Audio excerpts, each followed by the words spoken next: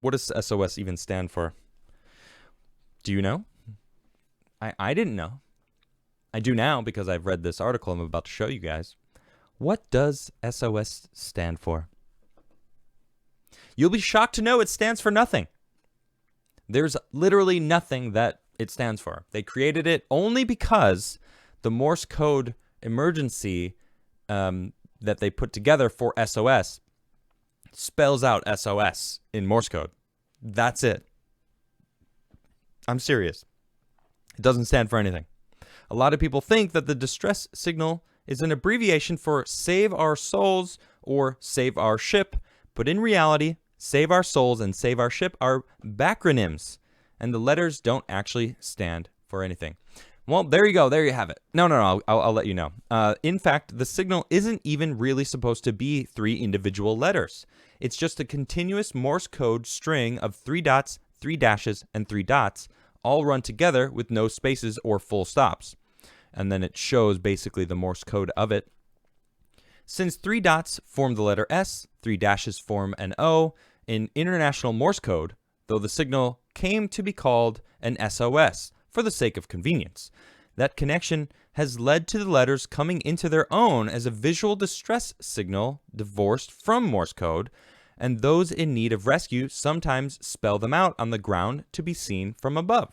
Like on a beach, put a bunch of logs together, SOS, pretty obvious. People are going to be like, someone needs saving. You can also break down the string into IJS, SMB, and VTB if you wanted to. So the logic behind it. So why use that specific string of dots and dashes if there's no meaning to it? Because it's the best way to get the job done. I like that. Meritocracy. When wireless radio telegraph machines first made their way onto ships around the turn of the 20th century, seamen who in danger needed a way to attract attention, signal distress, and ask for help. A unique signal that would transmit clearly and quickly and wouldn't be confused for other communications. At first, different organizations and countries had their own in-house distress signals. The U.S. Navy used NC, which was the Maritime Flag Distress Signal for Distress from the International Code of Signals.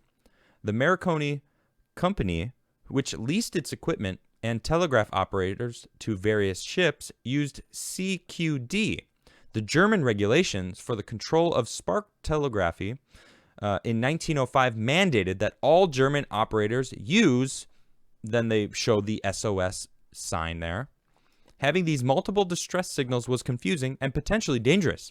It meant that a ship in distress in foreign waters had a language barrier to overcome with would-be rescuers, even using the International Morse code.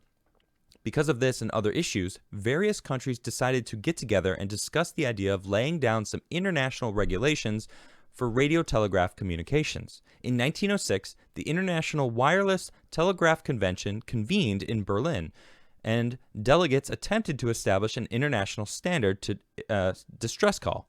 Marconi's dash dot dash dot dash dash dot dash dash dot dot and this is literally what it is here, dot dot dot dot dot dot dot dot dot dash dot dot dash dot dot dash dot dot and SSSDDD. I had to do it, which Italy had proposed at a previous conference were deemed too cumbersome. You think? Germany's dot dot dot dash dash dash dot dot dot though could be sent quickly and easily and was hard to misinterpret. It was chosen as the international distress signal for the nations who met at the conference and went into effect July 1st, 1908. The first recorded use of SOS as a distress signal was just over a year later, in August in 1909. The wireless operators on the SS Aerofo sent the signal when the ship was disabled by a broken propeller off the coast of Cape Hatteras, North Carolina.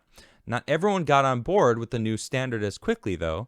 The Marconi Company was particularly reluctant to give up on CQD. The Marconi operators on board the Titanic initially just sent that signal after the ship struck an iceberg, until another operator suggested they try the new SOS signal too. Did you know that? the Titanic was like, no, we're not going to send an SOS. We're going to send a CQD because that's what we do. I wonder if they had initially sent out an SOS immediately, if they would have been rescued faster. Interesting stuff. Interesting stuff. Anyway, I love finding some random stories in history like this. I'm going to try to include more and more as we go on the Kriegler Show.